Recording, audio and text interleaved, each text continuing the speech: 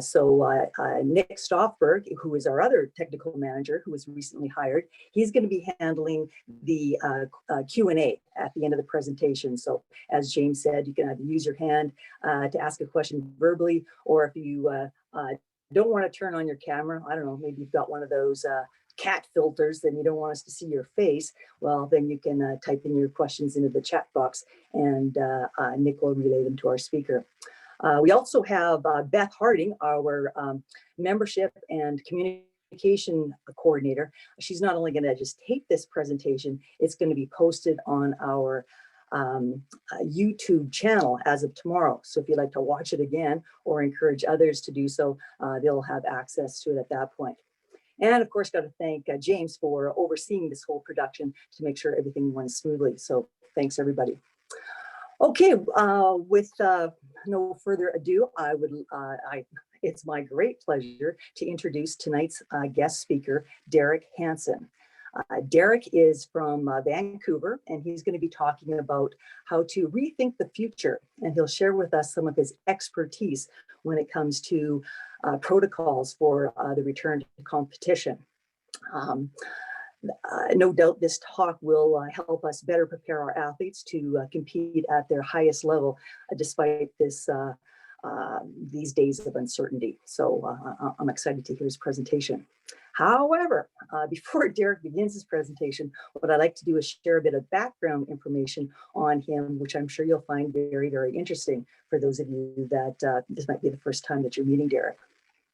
All right, well, as you may know, Derek is an international sport performance consultant who has been working with athletes of all ages and all abilities in the speed, power, and strength sports for the past, for over 30 years. What you may not know about Derek is that he and I go way back. In fact, we first met in 1987 at the University of British Columbia. Derek was a freshman, and he joined our track and field team, and I became his coach. So that's pretty cool. Anyway, from his early, from his early days as being one of UBC's best ever triple jumpers, I have watched his career in the world of sports accelerate rapidly. Starting with an extensive background in track and field, Derek has, his knowledge broadened across all collegiate sports, and he soon became the head strength and conditioning coach at Simon Fraser University. Following a 14 years of success in that role, Derek decided to focus more attention into his consulting company that he launched, and became more of an international sport consultant. And he now works with numerous athletes and professional teams, those in the National Football League, the National Hockey League, the National Basketball Association, baseball, and soccer. So he's highly popular and wanted by a number of different sports. And for those of you that are maybe NFL fans, you might recall during the 2019-2020 season, so that was the one that ended just before this pandemic hit, everybody was raving about the Kansas City Chiefs and how fast the team had become. They weren't just faster than they were in the past, but they were way faster than the other teams out there. Even the TV sports commentators were amazed by this amount of speed that was being demonstrated.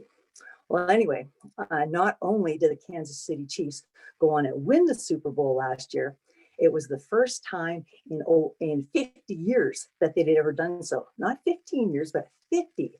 And even though they didn't win this past weekend, they were still in it. So that was the second consecutive year to be playing in the Super Bowl. And it was their third consecutive time of winning the AFC championships. So pretty impressive stuff. And oh, by the way, did I mention that I used to be Derek's coach back in college? That's my claim to fame. Anyway, what I find is really interesting here, though, and this is the key part, is that if Derek can do what he did for the Kansas City Chiefs, and he's now working with the Toronto Maple Leafs, Well, then, it is finally possible that the Leafs could be bringing home a Stanley Cup someday soon. And if you're not already a Leafs fan, then I highly recommend that now is the time to jump on board because great things are happening. Not only are they on a 13-game winning streak, I just watched that on the news tonight, but last week they demonstrated their superiority by absolutely clobbering the Vancouver Canucks. They beat them 7-3. And get this, the oldest guy on the team, who was drafted back in 2001, scored a hat trick. And when he was interviewed after the game, he attributed his success to his newfound speed. So how's that for an endorsement of Derek? Anyway, as you can tell, I could go on and on and on and on and on raving about Derek's accomplishments, but then we wouldn't have time for his presentation. So I am going to turn off my camera and mute my mic right after I say, Derek, welcome to our webinar. And thank you so much for being our first ever guest speaker. Awesome. Thank you, Carmen. I don't think I've quite had an introduction like that before, so that was pretty amazing. If it wasn't so cold in Vancouver here, I'd have a warm, fuzzy feeling going on. All right. So thank you very much. I'm just going to, first of all, thank Athletics Alberta and Carmen and Robin and James and everyone else for having me involved. I think you have a great group of sports-specific technical coaches that are going to present after me over the next few weeks, which, you know, they have a great wealth of knowledge, and I'm here more as a generalist. So hopefully I'm just going to kind of set them up and they'll take you to where you need to be from a technical point of view and help on the track and field side. I haven't worked in track and field for a while, and it's really hard. So I tried to get out of it because it's just a lot of hard work. So I respect those people who are still coaching in track and field, especially during these times. So I'm going to share my screen here and we'll go through the presentation. And hopefully if you have any questions, we can tackle them at the end here. So I just want to make sure if everybody can see the screen here. I did a presentation yesterday with the Houston Texans and I had some technical difficulty sharing the screen. Everybody see that okay, the first slide? Somebody can, Carmen, can you chime in and say everything's good? Everything is awesome. Okay, great. Awesome. There you go. Great to have a cheerleader like that. Okay, so like Carmen said, I think I'm here to kind of set the tone for looking forward to the future, and hopefully it's an optimistic future.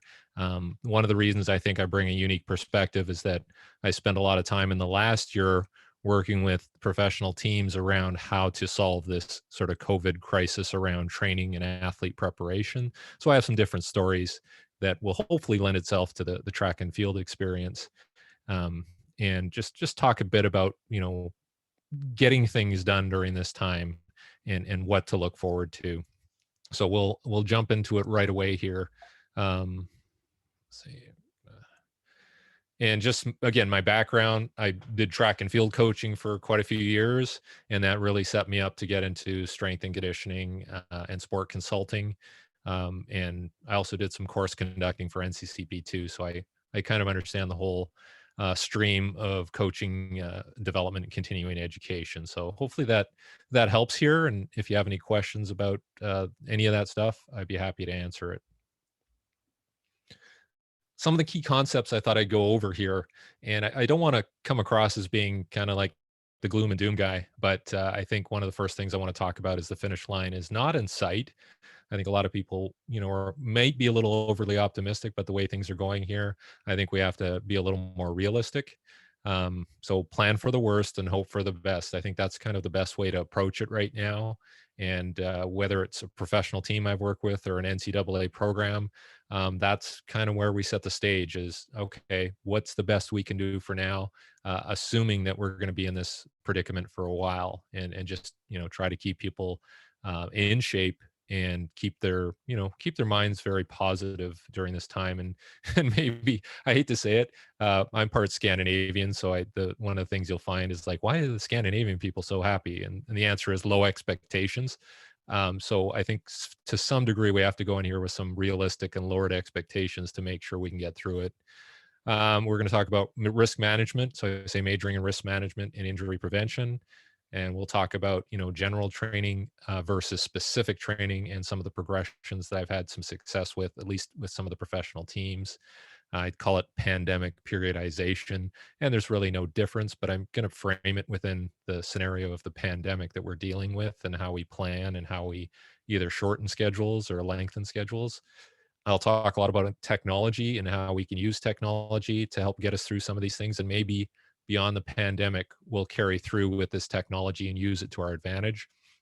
And then other ways of finding new ways of creating community and growing the sport. I think with anything like this, whether when you have a downturn, I think it's always, useful to think about opportunities. Okay, so, you know, if you were a employee at Blockbuster Video, like, okay, well, what do you have moving forward? What can we, can you be involved with Netflix and those types of scenarios? You can't always just sit and go, well, we're going to just do the same thing and hopefully it works out.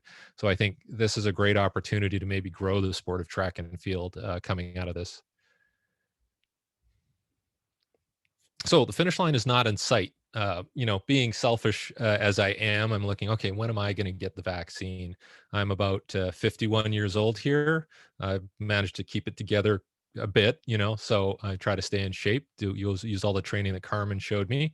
But, being 51, it looks like I probably won't get a vaccine maybe until late summer. And so I'm thinking about, okay, well, what about the people that are younger than me? When is that going to happen? So 8 months at best for the healthy adult population. And what are the implications for holding events and having officials at events and just making sure everybody's safe? So I think we're ways off. If we have this realistic outlook of this 8 month timeline, maybe more, then we can start to plan around that. But I think if you're thinking it's going to get better than that, well, maybe there might be an uptick in vaccination production. But if you're below the age of 18, I haven't even heard anything spoken about vaccines or if they've been tested on some of the younger people in our population. So I'm still a little pessimistic about the timeline right now. And then we get into things like variants and the efficacy of vaccines around those variants. And I think that's pretty important to think about in terms of, realistic expectations. Are we going to have a national championship? Are we going to have an Olympics? And then I even saw that, I'm, a drive away from Eugene, Oregon, the world championships have been moved a year as well. So who knows what the ripple effect is going to be, but I think realistically, we can't really see the finish line right now. So I think we have to plan for that. And it's not, a time to get depressed about it, but let's be realistic and let's plan around it. So have a plan and prepare to alter that plan frequently. So this is no different than anything that we've been taught in coaching. You put together your annual plan and things change. The weather changes, people get injured, maybe the venue changes. And so I think we still have to adopt that philosophy. We have to be very agile around our planning. And, I hate to say it, but planning for the worst case scenario might be the best approach from there, and then we work back from there. So maybe we have this extended period of lockdowns and limited access to facilities. So what are we going to do about it? What's our plan? But if we think, well, the spring is going to come or Easter is going to come, and the tracks will be open and we'll have access to all facilities and all the coaches and athletes will be there. Not sure. I'm still not sure. I have kids of my own, and we're, again, we're doing all the train. I train them myself because, I'm not going to send them out to sport practice because one, there's not sport practice and it may not be safe. So other things you can do is lean on technology to keep those lines of communication, video, and we'll talk a bit about that and ways to communicate and interact. And then identify alternatives to conventional methods of training. So if you don't have access to weights, what are you going to do? You can't go to a gym or have all your athletes at the same time in one area. Maybe you're going to have to change the way you've done things in the past, and we'll speak to that a bit. And I'm sure the coaches, when they get on about their event areas, they're going to have some good ideas on how you can get that done, because there still are good ways to get the training done. And once we get COVID under control, I think it'll be easy to go back. It'll be easy to, like I had to transfer all of my educational courses to online. But if I start doing in person again, it's like doing stand up comedy. You just show up and you perform, it's easier. But obviously, doing all these alternative things and using technology and setting things up takes a bit of extra time right now. But I think it'll be worth it. And you can still lean on those resources when you move forward to conventional methods. So this is just the 1918 pandemic, and you can see there was a smaller early wave, and then a bigger second wave, and then there's going to be a third wave. So I think we have to anticipate that there might be some sort of third wave coming up because the vaccines aren't quite there yet. So this might be spring break. I've even heard of people saying cancel spring break. Don't let the kids, out of the school because you don't know, they might go on vacation or whatever, travel. So, I think realistically, we have to think that maybe things won't turn around by April, or even May. If we see the back end of that wave, that third wave, especially if there's more infectious variants. So keep that in mind. I'm surprised that more people haven't looked at what happened in 1918, and we're pretty much going through the same thing here. Thankfully, with less fatalities, I think we're doing a better job there, but I think we're dealing with a bit different animal here as well. So don't paint yourself into a corner. And the reason I like this diagram here is, don't have a fixed approach right now. You have to be very flexible in everything that you do. It's so easy to go like, yes, I'm going to plan for, we have track meets in April. And I heard people talk about that already. And I had to counsel an athlete out here who thinks that, yeah, well, they have it scheduled. It's in the schedule. We're going to have a meet in April. I'm like, okay. Could you tell me which lottery ticket number to pick too, and who's going to win the World Series? Because I'd love to know who's telling you this. So yes, you can say that possibly, but you have to alter your plan. And in this case, this athlete was sprinting in freezing weather, saying, "I got to get ready. I got it ready." Of course, they're getting injured. And I said, "Well, why don't you just notch it down a bit, change the training a bit, because you're trying to you're trying to prepare for something that we don't even know is going to happen." So, again, lower your expectations, adjust your training. And so I've had to have a few of those conversations with athletes during this time. So I think it's realistic to prepare as such. So majoring in risk management, some of the things you're going to have to be concerned about as we try to re-enter normal training. Normal training is, still going to have to probably do the distancing, hygiene, safety protocols, even once people are vaccinated, from what I understand. So whatever you've developed now in terms of smaller groups and spacing and all that, that may have to continue. So I have no idea what a track meet's going to look like in terms of officiating, marshaling, lane assignments, and all of those things, and warm up areas. That may have to change. So be prepared for that. Injury management is a significant concern for return to sport, and this is something I'll get into, because this is what I did with all the pro teams, is trying to manage that return, because everybody wants to jump into competition right away, and we got to make money. We have to get back to competition. So um, it can't precede appropriate training, and so we'll get into that a bit. A well thought out progression of work must be followed to prepare for the demands of competition. This is what you learned in coaching theory, and it still applies here. So we have to have an appropriate amount of time to prepare, and we must follow an appropriate progression. So again, that may mean we have to be careful with when and how we schedule meets as well. We can't just jump into them. So the holding pattern approach is probably not a bad place to be right now, even though, again, we're all sitting here going, "Oh, I have COVID fatigue." Well, okay, let's be realistic here. At least we have Netflix. At least we have ways of communicating. If we were back in 1918, imagine how that would have been. So as far as the work I've done in the NFL, we always look at the injuries, and one of the things you'll see is like, okay, what are the serious injuries that end careers, or really stall careers? Would be ACL ruptures and Achilles tendon ruptures. And the trend has been over the years is that there's been increasing number of these sort of traumatic injuries. But you'll see in 2020, this past year, the regular season number has gone up. So 78% of all injuries, because they really didn't have a preseason. They didn't have 4 games in the preseason. So no preseason, no prep. They go into regular season. The numbers are higher for ACLs on average. So if it's usually about 28, they've had 33. And Achilles tendons, it's gone up from maybe 6, 20 years ago on average to 15, and now we're at 17. And that 17 is without the preseason. So those 15 would have been probably a bunch in the preseason. So I think the numbers have gone up if we go back and look at it. And there were, if you watch games, a lot of these injuries were non-contact. So nobody hit them. They just stepped and something snapped. So I think we have to be aware of that as part of our progressions and returning back to sport. And so these were some of the teams that I worked with over the pandemic: Toronto, Kansas City, Boston Celtics, Red Bull Leipzig in Germany in the Bundesliga soccer, and USC football. We all went through progressions of how we would do appropriate return to sport.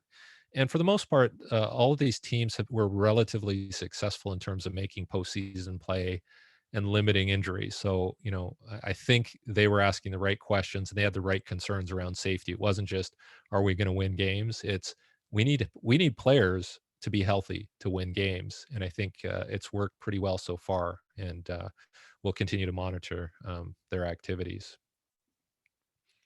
One of the first diagrams that I created for these teams was, well, let's look at return to sport and how it's going to happen. So this was specifically for NFL, and I was looking at the difference between specific training, which for the most part, specific training for them would be practice and skill related training in their sport. So football stuff on the field, maybe tackling, maybe running routes, playing defense, and those sorts of things.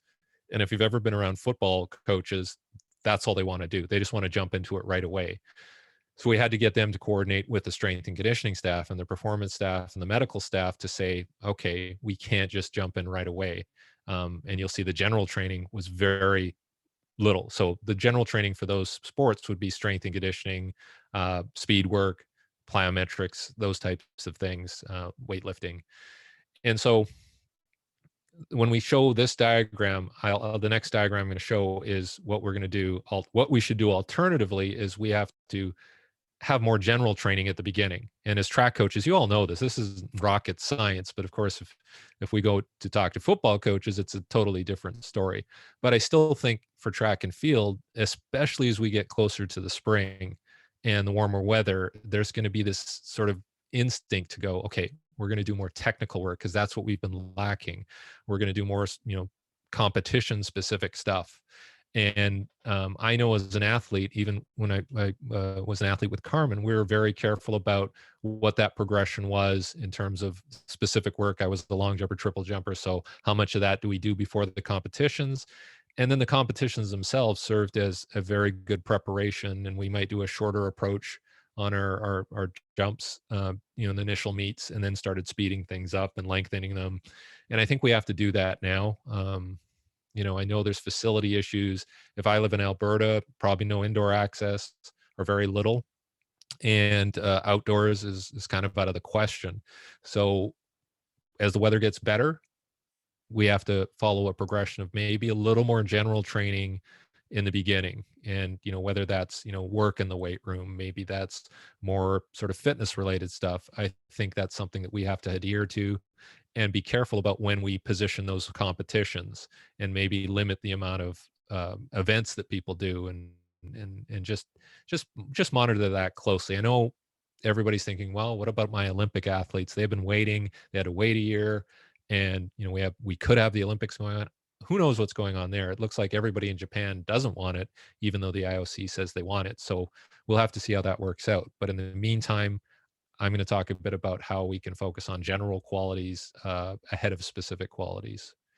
So, like I say, speed and power and technical events, and I think Coach Gramantic will talk a lot about this, require more gradual progressions than endurance events. So if you're an endurance runner and you're on a treadmill and doing your cardio and you hit the road, and in British Columbia, they can all run outside for the most part. And so they're probably going to do a lot better especially the longer the event is. There's less specific technical preparation required. But if you're throwing something or jumping over something or hurdling or sprinting, you're going to have a more gradual progression as we approach any competitive events. So that's the one thing I think that the technical coaches will really touch on. That's not going to be my area, but I just wanted to touch on that in terms of the differences between general qualities and specific qualities. So pandemic periodization. Um, it's not a really nice term, but I think it's pretty realistic. But I think the same rules apply as conventional periodization. You're going to need a certain amount of time to be prepared.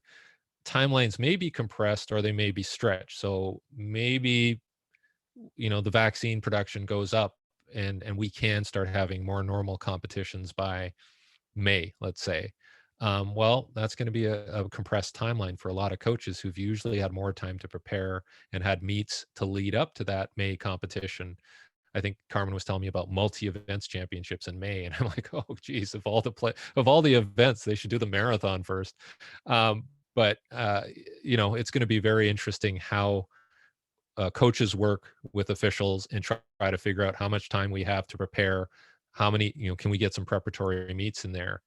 Or if we look at worst case scenario and there's no Olympics, well, then it's going to stretch out our timeline and we're going to be stuck in sort of more general training until, maybe the next cycle, heaven forbid.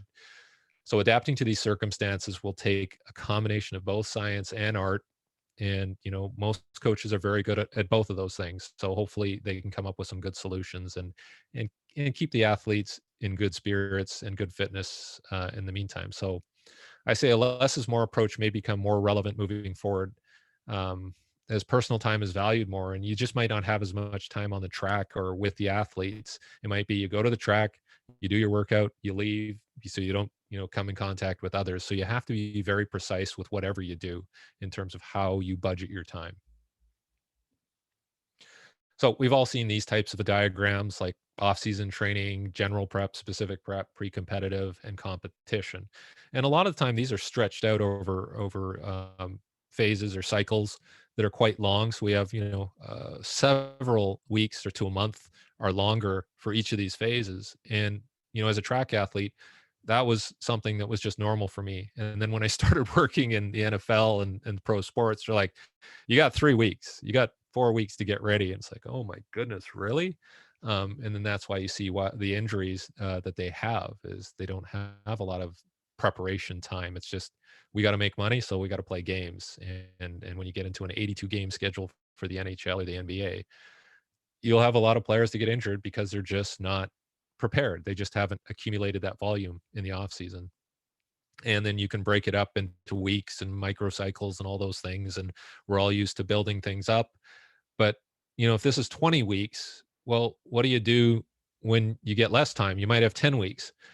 I still think the phases have to be there. You're not going to just make 10 weeks of general prep. You have to have it graded and you have to prepare and compress, but the shape is still there. You still have the proportions there. So you might modify it a bit and just try to make it fit. And maybe 10 weeks might work. I don't know. We'll see. See what the coaches can do. And then you can get even more egregious. And I've had 5 week timelines in the NFL for the off-season training. They'll have 3 weeks of general work and 2 weeks of specific work, and then they practice. And it can get ugly. So I'm not saying this is optimal, but a lot of the time when you're working in these types of circumstances, you have to make do and do the best that you can.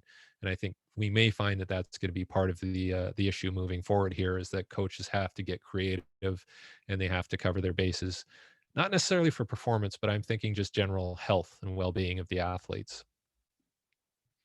Um, we fooled around in professional sports with like this idea of what we call microdosing. So once you do your off-season training and you get into the in-season, it's just preservation of quality. So it's like a maintenance phase or competition phase where you're just trying to do smaller doses of work to keep people in shape. And the problem is with that is that now people think they can get away with doing less work. So everybody's like, oh, I like microdosing. I don't have to do as much. I just have to do like one, or even in general fitness, you'll see this. I just have to do one hard 10-minute session, right? And it's like, well, no, you actually have to accumulate volume and you have to, go through all of that work to make sure that you're more robust as an athlete. So we have to be careful with that. And these are some of the examples that people will use in professional sports, like, hey, you got 15 minutes to do sprint training, knock yourself out, right? And well, you know, as we know, that's you're not going to get many runs in if you're taking proper recoveries. So I think this only works if you're actually, practicing your sport, like you're playing basketball and having games. You can do these smaller doses to maintain qualities, but you are going to drop off. In track and field, we know that we have to have a minimum sort of dose, and it has to be a significant dose to get better, especially if we're trying to shave off tenths of seconds in a sprint event, or gain centimeters on a jumping event or a throwing event. So something to consider. And I was always taught that the amount of time you put in, if you stop working, you'll drop out in probably about the same amount of time. So I think understanding how much build up time you have before a competition, and then when you get a competitive period, you're just having to do a little bit to maintain that quality. But if you stop doing it and we have a big shutdown again, well, we've got to get back to accumulating that volume again. So just understanding how these shapes work is pretty important. And so if you do, a small proportional work after that buildup, then you'll see that, okay, we can maintain some of these qualities. So if you've spent time on general preparation and physical qualities and strength and endurance and general fitness and maybe some degree of acceleration and power, and you've built that up during this time, when we get to a competitive phase, okay, we don't have to worry as much about one getting worse, but also staying safe in terms of just health and injury. So, volume accumulation during this time that we're in, emphasize general fitness qualities. I know everybody's in a hurry to get back to like doing the specifics of their event, but I think you're going to have to just keep people fit, keep people in, and just keep working on developing that base, which is not exciting. I'll say it right here. I can remember doing a lot of volume work with Carmen, and doing stuff, hills and all these things, and it sucked, but it made us a lot more strong and robust once we hit the competitive phase. Low to moderate intensities of relatively high volume work might be more appropriate now. You can microdose high intensity and technical elements during this period, just to get it in and just to minimize risk. So you can still work on some technical qualities, but just be very careful of the volume right now. And you're just trying to drip it in right now. And then when things open up, then you can start to open up that envelope as well.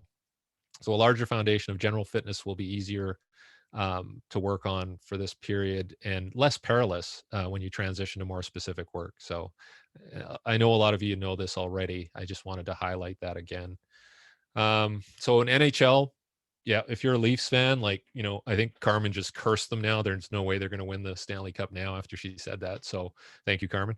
Emphasis on general strength and fitness work during the COVID lockdown last year and during this recent off season. So we basically made them do track and field stuff. We're going to do dry land sprinting, and we're going to work on those qualities because they had less access to ice rinks and indoor training. So we worked on acceleration and sprint work. Go figure, and it transfers very well to short accelerations and skating, because really you're taking like 4 steps and then you're gliding anyway. So 4 sprint steps look very much like skating steps. So most players had never done many of these activities. When we talked to them, like, well, you're kidding, I have to run, and it worked out very well so far. And so, but I would still qualify that as general training for them, sprint training, because on the on ice stuff would be more specific, obviously, and we don't want too many exposures to the on ice stuff. They get a lot of groin and adductor problems and hip flexor problems. So this was the athlete Carmen was talking about, Jason Spezza, and he said that he hadn't run for much of his career, and then we got him back doing sprinting, feeling much better. Hey, I can do this. I'm actually sprinting, and there's a bit of novelty when you talk to a hockey player about sprinting. And he gets a hat trick and is skating quite well. I think they were even talking about, almost releasing him or putting him on waivers, and he would retire.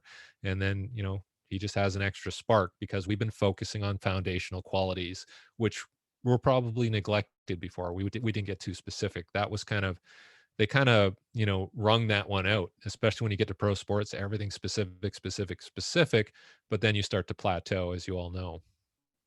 So these are some of the things. These are some of the coaches teaching the strength and conditioning staff had a sprint, was pretty impressive. They sort of got it after a while, but we had to work on it. And using things like these curved treadmills work really well. And so just teaching them basic sprint mechanics that they can do as alternatives to being on the ice there. So I thought I did okay for a 51-year-old there. So you guys can chat amongst yourselves and criticize me. Yeah. So, and then, I've done things where just simple things with athletes where we just have them doing basic drills. We tether them up so that they don't, travel too far if they're in an enclosed space. I found this is more comfortable. And we're just putting in steps, right? They're getting some elastic work, they're getting some postural work. So there's things that you can do. Not very exciting. And I even get my own kids to do stuff like this in our house.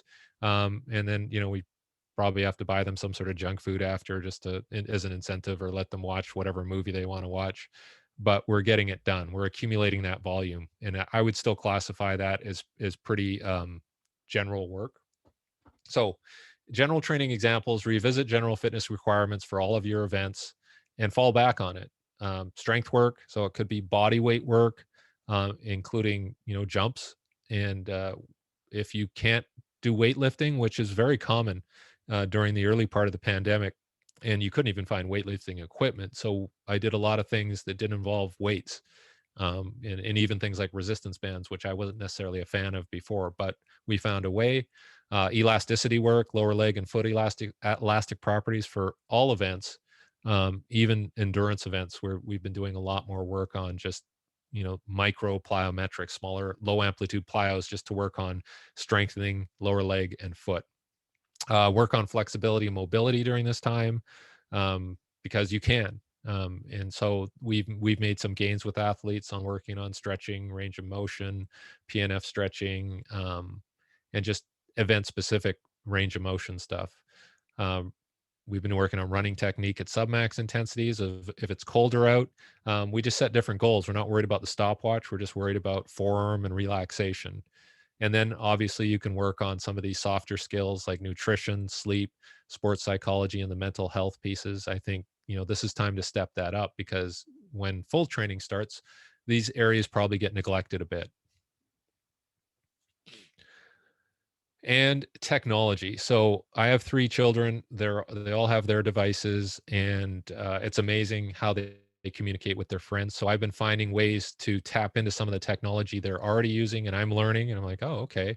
I have a TikTok account, but I don't think I have anything on there. But certainly, I'm kind of interested in how it can connect people. So it's happening via countless platforms, and new ones are springing up every month. My brother works in technology and startups, and he sends me new platforms all the time. He says, try this one out. Like, he was the one who got me involved in Zoom. I started Zoom 3 or 4 years ago, 3 years ago, I think, before it became popular, because it was on his recommendation. So there's ways to communicate out there, and it's just growing, and there's going to be new ways and easier ways. So video technology is leading the way. I use my phone all the time to video my kids, and we use Dartfish Express to draw on there and show them, okay, these are the angles we want to hit, and this is what your posture looks like. So, capitalize on video, and just get better with video. Um, so education is transitioning to a much higher proportion of online content and interaction. So anything that you're doing now, like I remember, Carmen would hand out sheets with the workouts, right? Now that's all online. And then now, even with my own stuff, I'll have videos with hyperlinks where you click on the workout and the video comes up so the athletes can see exactly what it should look like. And so there's ways that you can sort of enrich these resources now that you couldn't before. And I think we need to take advantage of this. So at home learning and instruction and do it yourself is becoming the norm. So that's where we have to move even beyond the pandemic. Video conference debriefs at the end of each week. So I've done this too with athletes I've been helping online. So we jump on a call. How did training go? And even during the week, I'm getting all the video clips of them, and somebody has taken clips of their start or running at max velocity or their jumps, and we do a debrief and we go over it at the end of each week on Zoom, record it, send it to them. Um, and then I have resources that I send them. I have luckily I have a great network of people where I can say, okay, here's a nutrition expert, and they did this little video, and we'll send it to them on, protein intake or something like that. So if you can build a network of resources around your athletes, and just send them things and say like, okay, you can watch this week, it's going to keep them engaged. And if you're using all these different technologies that they're already hooked into, it'll keep them engaged. So I'm going to keep kind of harping on this, that we need to kind of go back, and figure out what is keeping all the athletes engaged, and we have to get there too as older adults. I did this thing where I used a platform. It's called Kajabi, and it's like an educational platform. And I created a summer speed virtual training camp, and I had over 100 people sign up for it. It was a 12-week training program. They had no weightlifting to facilities to access, so we did jumps, we did different types of hill runs and resistance work. I had video clips of every exercise. We had videos to start each week to say, okay, this is what our expectations for this week is, and I had to, kind of make it exciting, and do funny things too, just to get people engaged. We did Zoom calls every week to debrief on how the week went. We have a community chat app. One of the ones I use is called Discord, and Discord was basically developed for gamers so that they could communicate about, oh, how do I get through this game, and how do I get to the end. And but I found it to be very easy to use, and it's free, and you can I'll show you some screenshots, and then I had some guest presentations. So I created my own sort of training camp online, and people did reasonably well. I was quite impressed with how people took to it. And most of the people were younger people. We had physical therapists doing it, we had personal trainers, and we had parents doing it as well. So it was quite interesting. So this is a screenshot of the Discord summer speed camps, where people would post their videos, and I could comment, and other people could comment. And most of the time, a lot of it was encouragement, just saying, hey, that looks really good, for somebody who wasn't maybe a sprinter before. So I think there's lots of ways that we can engage athletes right now, and just sort of upscale our capabilities as coaches and professionals as well. So this could be used on the phone, this could be used on desktop as well, or iPad. And somebody could post something, and I would be, I don't know, doing something in the house, and I'd just get back to them right away, real time, and say, hey, fix this. And they would send me another rep. So I think getting into that mindset is really important during this time. And like I said, mostly for the psychological piece, the engagement. So pro sports have managed to survive and thrive during COVID. And one of the reasons is they need the money. So they're driven by money, and like, we're going to have games, we're going to find ways to get these games out there. But what will be the impact on track and field, which hasn't had as much engagement and as much stuff on TV? So I think we really got to look at that and say, like, are kids going to be wanting to play hockey, basketball, football, maybe soccer, tennis, because those are the sports on TV right now. So I think, that's kind of a point for us to reflect and go, well, if we don't have the Olympics and the World Championships this year, how are we going to get our sport out there? And NCAA isn't doing a good job of representing track and field right now either. So think of some ways to get people involved and stay engaged. Otherwise, we're going to lose athletes. This is a great time to reinvent your sport in your community. And probably one of the ways is to connect with those young people and figure out what technology is engaging them right now. So cultivate that community using modern technology. And it's great that you guys are doing this right now. Hopefully we can reach coaches and athletes with this presentation and get them more engaged about, hey, okay, when we come back, we're going to be even better. Market your sport, your club, and your team aggressively. And, the whole concept of, I just don't do social media, doesn't cut it anymore. It used to be a frivolous thing. It's like, if you told me that I would rely on Instagram for some of my income now, I said you're a moron. But the reality is, I do rely on Instagram, and coming up with creative videos and pictures to generate income. And I think everybody has to start looking at that right now. And I remember, I'm no longer a denier. Somebody told me I should buy Bitcoin back when it was $100. I'm like, you're crazy, right? And of course, I look like an idiot now. So I think it's over $50,000 for one Bitcoin. So I've learned my lesson, and hopefully this was useful, and maybe it gives you some ideas to how to approach this sort of new, reality that we're in right now. But I think we got to work hard. I think that's going to be the important part of it, is how do we engage, how do we communicate, and how do we get things done using the new tools that we have. So thank you very much. Hopefully that was useful. Derek, great stuff.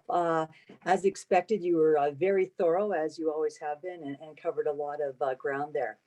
I think what's really important here in Alberta is that just on Monday, so like, this is like day 4, that we're now able to go like one-on-one between a coach and an athlete over the age of 18. The younger ones could be in groups of 10, but I mean, this is just a new thing. And I think well, first of all, there's not too many places to train indoor. There's one spot in Edmonton and another one in Calgary.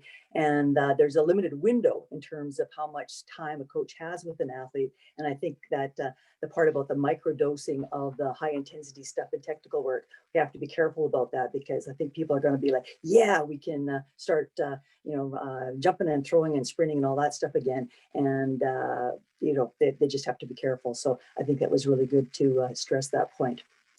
Okay, I'm going to turn this over to Nick and say, hey, what kind of questions have we got out there for Derek? All right, guys, you can feel free to post the question in the chat, but we did have a couple sent ahead of time, so I'll start with those. The first question is, how do you keep athletes motivated when there's unequal opportunity across the province, country, and world? On social media, they see their competitors training, competing, and potentially breaking records or setting personal bests. So how do you address that anxiety or internal pressure to kind of keep up with the Joneses?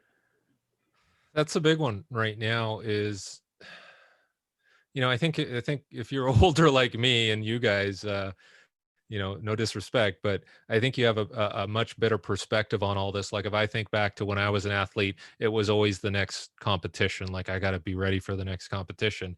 And sometimes, I competed injured and it just made it worse.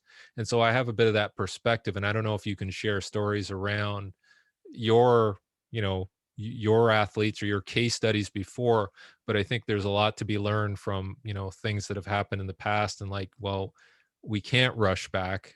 We have to have some degree of patience, and there's got to be some positivity around having that time, maybe to do things better. So I think it's a difficult conversation to have, but I think, um, spending time communicating with the athletes and talking to them about that and being transparent is like, yeah, it sucks. It'd be nice to be in a position where we're going to have competitions starting in April or March. But it's really not going to be that way. I mean, in British Columbia, I was always upset that we had meets and it was pouring rain all the time. And it's like, I'm sure a lot of people would love to have meets and pouring rain right now, but you just have to look at the situation and the reality of it. And it could be worse. It could be a lot worse, but um, try to build on things that you can control right now. And you can't control, all these other things, right? In terms of travel restrictions and vaccines. And that's really out of our control and variant. So what can you control? Build some realistic goals around that. And maybe it is a technical thing that you work on, but now you have a little more time to work on that. Um, and, you know, I think that's the best I can say right now. Thank you. I think that was super helpful. Let's do one more pre-question and then we'll open it up to anyone on the floor who has questions. Just feel free to use the reaction button. As James said, you can raise your hands and I'll jump around and get to you. So could you caution a little bit about overuse in the home environment, or talk a little bit about that? So what are some of maybe kind of resulting overuse injuries or imbalances that might be developed by a lot of time on the bike, or a lot of the kind of foot context that you talked about, like the stationary stuff? Is there any concern with the volume of that? Yeah, absolutely. You got to balance everything off, and the more limited your training elements are, the more you're going to run into overuse problems, right? Like if everything looks like a nail, you're going to be hammering everything. So if you're relying too much on the bike, then you know that you're going to have hip flexor issues. Your hip flexors are going to be shorter. It's going to be less hamstring dominant, more quad and calf dominant. And so now you have to come up with something to counter that, because it's always a gap analysis with this stuff and you're trying to figure out what's missing. So if we had people doing a lot of biking work, well, we should have them doing some stuff upright and working on elasticity as well, because you lose that component when you're riding a bike. and maybe you find some running drills you do to compensate for those differences with the bike. But then, you can't do too many plyos. And again, we're talking about progressions of work as well. You can't jump into anything too quickly, and you have to, everything's got to kind of ebb and flow and work together. So I think you really have to look at things comprehensively and go, okay, I'm doing some degree of resistance training, with my body, and maybe that progresses to more aggressive dynamic jump squats, from a normal squat. So you load it a bit more. Maybe you put on a weight vest to do it. Maybe you're holding dumbbells. But again, I really think it's not so much the absolute volume a lot of time. It's going to be that progression that kills people, and having some uh, variability with some of the things that you do. So you're not just hammering the same training element or movement type all at once. So I think those are some of the things you're looking at. And, for some of the athletes that are used to, like, saying throwing with one arm, maybe this is time where they can do some, like we talked about, this sort of micro elements of technique, but then we're training a little more bilaterally right now, because we have that extra time. We don't have this competition coming where we have to be ultra specific. So maybe we do, again, become more general, more diverse. So more exercises in a general preparatory phase, lower intensity, higher volume. And that's why I said kind of falling back to those general concepts, and then maybe starting to tease in some specific things here and there, just to keep some motivation and technique and skill around those areas. Appreciate that answer. We have one more in the chat, and then I'll open it up just in case there's anyone on video who wants to have a question for Derek. This one's from Robin. I think it comes a lot from her discussions with coaches. For a coach who doesn't have much time and might be feeling overwhelmed or burnt out trying to adapt, what might be your top recommendations to focus on at this time? How do we as coaches improve our mental? I think it's going to be communication and engagement, and that might not be like a very specific technical thing or a track and field thing, but like I said, I had to field a couple of calls today from athletes who are at university and just either quarantined or stuck doing the same things, and there's anxiety. So I spent 45 minutes talking to them on the phone or Zoom and just talking them through it and giving them some perspective on the situation. And I think that helps. So if you don't have a lot of time, like jumping on a group Zoom call and have everybody share their thoughts is actually quite useful. And I do it a lot, and I spend a lot of time on Zoom right now with a lot of the work that I do. But I think it does help to talk people through stuff and handle that sort of mental, psychological side. And even though you may not be feeling productive, it's so easy to run into problems when you just try to assign people work and hope for the best. So I think that mental piece is probably the most important thing right now, and engaging them socially, albeit remotely, I think is probably the most important thing. And I don't know, I'm dealing with this daily too. Like, I'm trying to keep my kids engaged, and some of the clients that I work with, but if you don't talk to them and you just hope for the best, or kind of close your eyes and go like, oh, hopefully the vaccines work and we're back by whatever, I think you're going to run into problems. You can't. So we're going to need some sort of teamwork around this, and holding hands, and I think that's going to be the best way to get through this right now. And hopefully the weather gets better and that helps a bit too. But have a plan, talk people through it. And I'm not saying lower your expectations, but have realistic goals for everybody. And they need to hear that. They need to have some direction. So, you guys are all leaders. And so I think, you have to take that sort of leadership role. And it's not necessarily about putting in more time. It's about just making, some quality time for those athletes. Appreciate that and all your insights basically on the questions and your presentation as well. With that, I'm going to wrap it up and throw it back to Carmen, just because I know she's got a great outro for you, equally great outro. Oops, hang on here. Oh yeah, I am unmuted. All right. Well, yeah, thanks, Nick. And again, thanks again, Derek. like I said, well, your presentation was awesome, and you've always been a very thorough, detailed person, and that definitely came through in the presentation. And like I said, I think the big cautionary thing for us in Alberta is now that we are allowed to do one-on-one, to not go crazy and start doing too much specific stuff too soon. Otherwise, it'll be a huge setback. And I think the other thing is that we can't expect things that are to go back to the way they were. I mean, the future is going to be different, and we need to be prepared for whatever that difference is going to be. And, you know, like I said, be flexible and, you know, just have a plan and go for it. So thank you. Thank you very much. That was great. Like I said, if any of you want to watch this again, it will be posted on our YouTube channel. In the meantime, I would like to thank everybody for joining us this evening. The main purpose of these GAB sessions is to bring our, you know, our community of members together, and we want to, excuse me, provide an opportunity to share administrative information like we did in last week's GAB session, but at the same time present educational opportunities. So, and coming up after we get through the coaching development ones, we actually have some athlete related a series of talks too, and they're going to be hosted by some of our Athletic Alberta Olympians. So look forward to that. In the meantime, next up is going to be the legendary Les Gramantic. He's going to take the baton from Derek and apply what all the information that Derek said and apply it to the sprints and hurdles and jumps and say, okay, in these events, this is what we need to do. This is how we have to be cautious, and how we make it happen in our environment. So that will be educational and of course entertaining. Anytime Les speaks, it's always a good thing.